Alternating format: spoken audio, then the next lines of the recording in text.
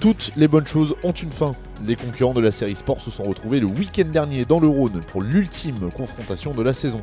La 93e course de côte de Limonest-Montverdun était le théâtre de la 13e et dernière manche d'un championnat de France 2019 spectaculaire, ayant permis à certains de confirmer mais aussi à d'autres d'éclore.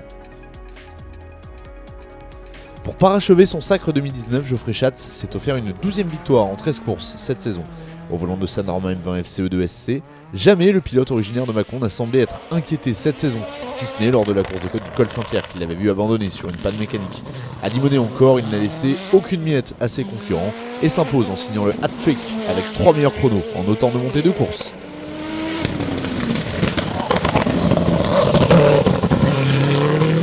Très bon week-end pour nous, avec une victoire encore en plus. Bon, c'était compliqué ce week-end, le grip de la piste était vraiment délicat. Je me suis beaucoup bagarré avec la voiture pour essayer de trouver un setup qui fonctionnait bien, donc j'ai fait de mon mieux. Donc bon, ça a suffi pour être devant Damien, mais bon, il a été vraiment très véloce et je tiens vraiment à le féliciter parce que pour une première avec le 2SC ici, il a fait un très beau chrono. Donc ça promet pour l'an prochain de belles empoignades. Même s'il s'est approché de près du vainqueur du jour lors de la première montée de course, Damien Chambéraud doit se contenter de la 2e place. Mais là encore, les progrès du pilote isérois sont notables et l'on a déjà hâte de le retrouver en 2020 pour savoir s'il pourra jouer les victoires au volant de sa Norma M20 FCE2SC.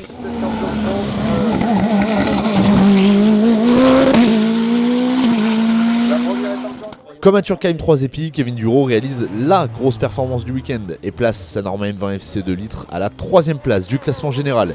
Il signe également en toute logique la victoire en CN2. 4e du classement général, Marc Pernaut prend la 2e place de la classe CN2, lui aussi au volant d'une Norma 2 litres. Il termine également meilleur jeune de la série Sport. Alban Thomas termine 3e de la classe, il prend la 6e place du scratch.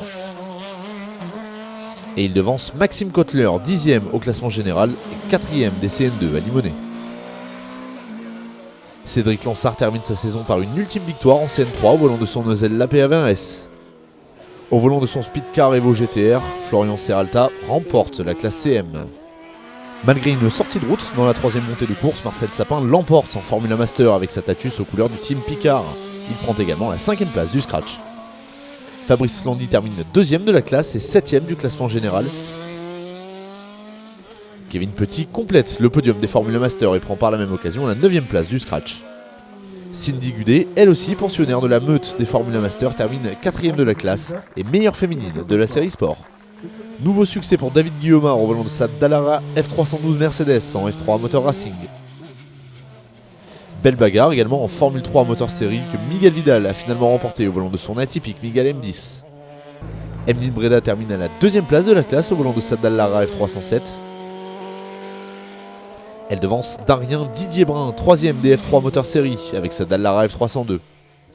Les frères Cholet ont également bien bataillé, mais c'est Arnaud qui a pris les devants pour s'emparer de la 4e place de la classe. Ludovic, au volant d'une Dallara F308 comme son frère, termine 5e des F3 Motor Série. Du côté des Formules Renault, Steve Girard signe un nouveau succès au volant de sa Tatus. Arthur Fiard se hisse à la 2e place de la classe. Gilles Depierre, quant à lui, clôt le podium des Formules Renault. Corinne Flandy s'empare de la 4e place de la classe. Merci de nous avoir suivis tout au long de la saison 2019. Nous vous donnons rendez-vous au printemps 2020 pour la reprise du championnat de France de la montagne. D'ici là, vous pourrez suivre toute l'actualité de l'intersaison sur notre site www.cfm-challenge.com ainsi que sur nos réseaux sociaux. A très bientôt.